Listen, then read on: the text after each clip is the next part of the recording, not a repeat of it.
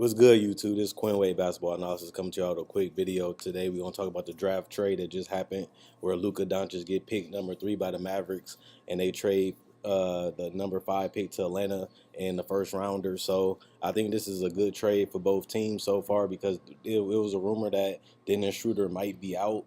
And it was a rumor that I started really that I don't really see the Mavericks keeping the pick. I even said that in my mock draft. They competitive. They want to win now. They try to make big free agent splashes.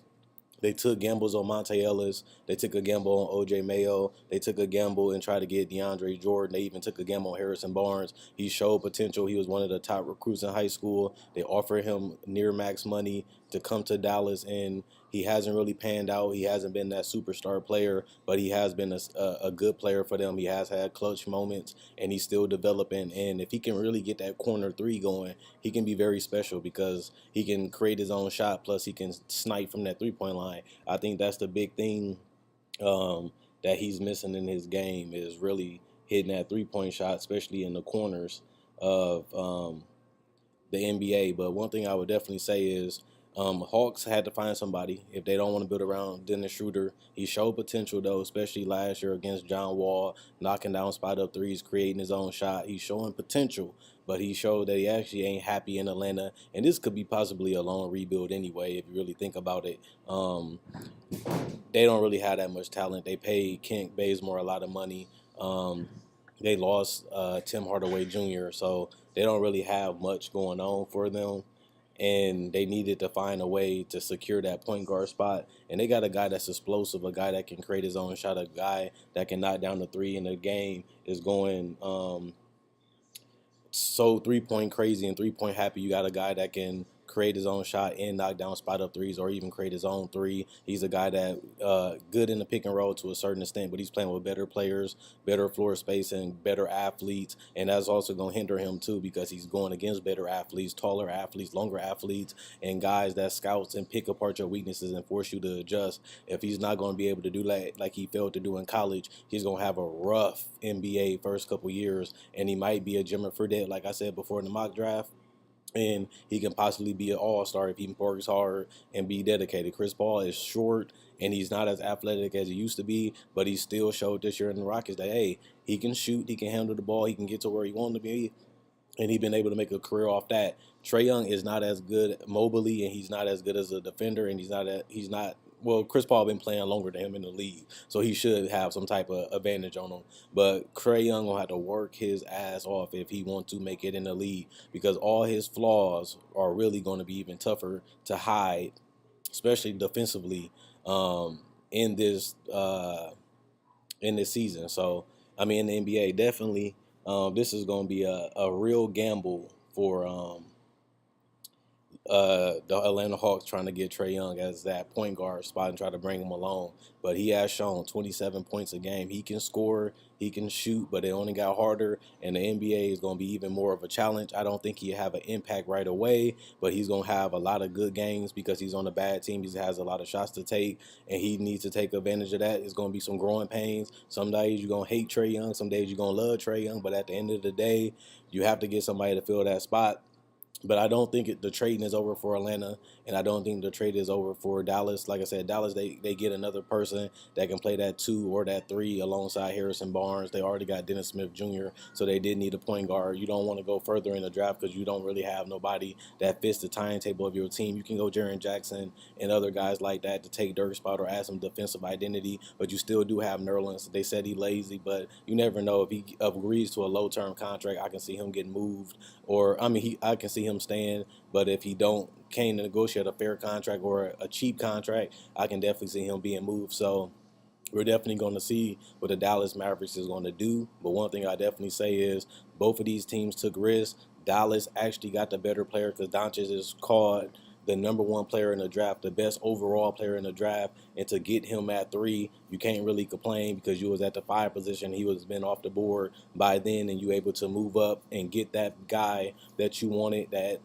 the other 2 people passed on. But by that you get the best player in the draft to everybody. I even had Doncic #1 on my board, and that's good. I know the fans in Dallas going crazy. I know they happy. I know they can't wait to see what's going to happen next. But at the end of the day, if you can get a talent like Doncic that can already play, that already has the body, that can shoot the ball to a certain extent, and he can continue to get better. He's hungry and he has improved even in overseas, and he playing against a tough league against grown men. He already showing out and getting MVPs and other awards. Why not get that type of guy, especially because Mark Cuban and Rick Carlisle been searching for that superstar franchise guy, and they haven't been able to get them through free agency. You would think that a team with Dirk and the ability for them to build consistent, dominant championship caliber teams, you would think that they'd be able to get a free agent very quickly, and they really struggled to do that over this last couple of seasons, and they ended up going to the draft. They ended up getting OJ Monte, and obviously trying to get DeAndre Jordan while also getting Harrison Barnes, who was a guy, like I said, that had the potential. So now that you got Barnes, now that you got Smith, now that you got Doncic, you can play long, lanky, and athletic. That's good. And Doncic is not the best athlete, but playing the two, it's not too many twos that can torch you up, but there's a lot of threes that can. So if you can keep Harrison Barnes at that 3 point, that three, and put Doncic at the shooting guard, or you can even switch positions on other courts, it's looking good for Dallas. But they definitely got to ensure that inside. They definitely got to lock up a player in that inside so they don't get destroyed in pick and rolls and switches. They definitely got to have somebody better than Dirk to play that center position. And Nerlens Noel is a guy that was known for his steals, his blocks, his athleticism, and his defensive mind. That's why he was going to be the #1 pick before he had the knee injury. But at the same time, if you can't get him, I think they definitely need to worry about that next. Is that you have the perimeter game done, you have the backcourt game done. Now you got to find a way to ensure and beef up that inside. So I think Mark Cuban and them going to definitely try to um, uh, find that hole, and they know the hole and try to fill it up with the best of their ability.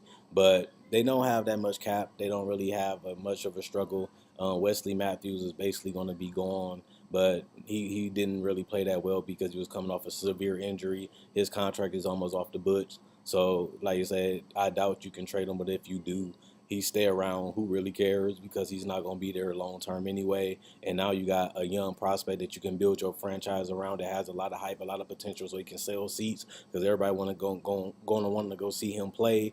And at the same time, you get the best overall player in the draft to a chance to build around him again. And he has Dirk still to help mentor him and help him polish his shooting, help him polish his offensive game, and probably add some more weapons to his offensive game before the season starts in training camp and preseason. And we can see a flurry of the dominance of the Mavericks again if they can continue to build and put the right pieces around this team and this young core. Like I said, I seen them trading. I seen them getting out of this. Mark Cuban wants to win. Mark Cuban wants the franchise player, and eventually he was going to get it because he's been persistent, and he finally has that chance to do it. So we're going to see what's going to happen with the rest of the draft. I'll definitely update you guys throughout the day with who won the trades and who didn't. I don't really think Atlanta lost a trade because I don't really know what they was going to do. They have no identity. They have no direction. And at the same time, you get another first round pick to try to swing at another player that you might like or you might scout it. He probably worked his ass off in the draft combine, not the draft combine, when they tried him out. So they probably fell in love with Trae Young, with his potential and his ability to really become a superstar if he has the right mindset and work ethic, which it seemed like he does. But he's going to be a project for the next couple seasons. So don't be expecting a lot. He's going to have some 20-point games, some 30-point games, but so did Dennis Smith Jr., and he had a decent season. So that just lets you know that the point guard spot is hard, especially in the West. That guard position in general, I think Dallas got the better player, but we got to see what Atlanta get with the other pick. Um, and we got to see how the development of Trae Young goes. And I think it'd be pretty fine. Worst case scenario, you in the lottery and you got another chance to get another top 10 pick. Even though Atlanta not a big basketball place and they haven't really had a superstar in forever. Trae Young couldn't develop into that guy. He's a high risk player, but he has a big turnover rate of not really being able to make it. So this is a gamble. They had a reason why they drafted. They had a reason why they traded out. Obviously, you would prefer to have Doncic if you're a Hawks fan, but they see something that we don't, they know something that we don't, and we can't judge them until we see this whole thing play out over the courses of years and finally find out who that pick is. So check out my website, nostalgiaplayground.com. Link will be in the description in the comment section below. Check out my website, nostalgiaplayground.com. Link will be in the description in the comment section below. And let me know what you guys think about this trade.